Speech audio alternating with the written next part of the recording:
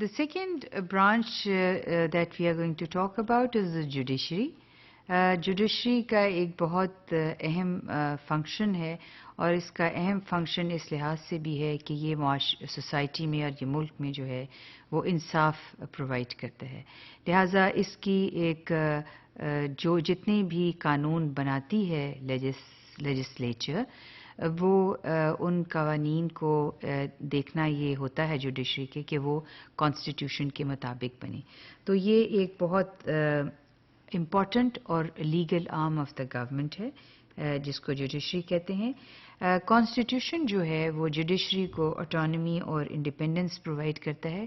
It should be autonomous and the reason that judiciary should be autonomous that it should decide اور give verdict without fear or favor. So that is why the Constitution provides independence to judiciary and it should not favor Group A or Group B or Party A or Party B. It should look at the merit of the case and give its verdict. So the Constitution provides the judiciary a fair amount of independence. Accordingly, the courts they defend. Courts کی ذمہ داری بنتی ہے کہ وہ constitution کو protect کریں.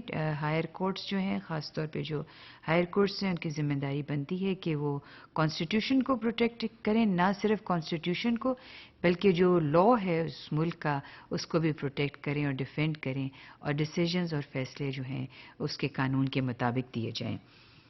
اس کے علاوہ جوڈیشری جو ہے وہ ڈفرینٹ ٹیئرز ہیں جوڈیشری کے. سپریم کورٹ ہے.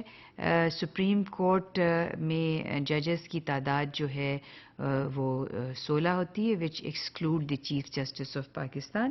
پھر اس کے علاوہ جو ہے اسلام آباد ہائی کورٹ ہے. یہ ریسنٹلی کانسٹیٹیوٹ ہوا ہے.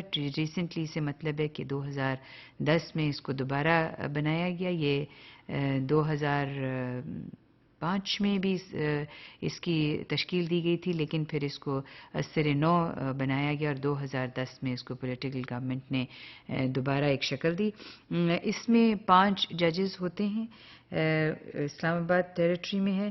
پھر ہے فیڈرل شریعت کورٹ. یہ کورٹ جو ہے اس فیصلے اسلامی قوانین جو ہیں اس پوائنٹ آف ویو سے جو ہے کیسز کو دیکھتا ہے اور اس کی ایک فنکشن جو ہے یا اس کی آپ یوں کہہ لیجئے ایک ذمہ داری یہ ہے کہ یہ انشور کرے کہ according to the web site of Shariat court ان کی یہ ہے کہ فیصلے جو ہیں وہ نمبر 1 جلدی ان کے اوپر فیصلے ہونے چاہیے. زیادہ طویل عرصے تک پارٹیز جو ہیں گریو پارٹیز جو ہیں ان کو مقدمے کی مشکلات میں سے نہیں گزرنا چاہیے اور جتنی جلد ہو سکے کورٹس فیصلے کرے. اور دوسری چیز یہ ہے کہ یہ کہتا ہے کہ کم سے کم جو ہے وہ فیس میں فیصلے سنائے جائیں.